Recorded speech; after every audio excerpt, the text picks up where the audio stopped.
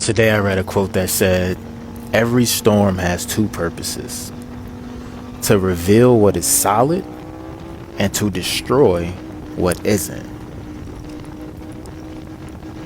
Every storm has two purposes: to reveal what is solid and to destroy what isn't.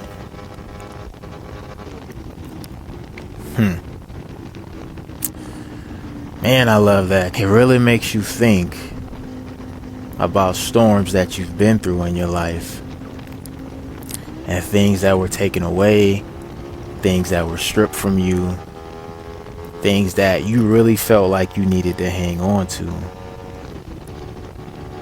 And oftentimes we look back and realize we didn't need or want those things at all.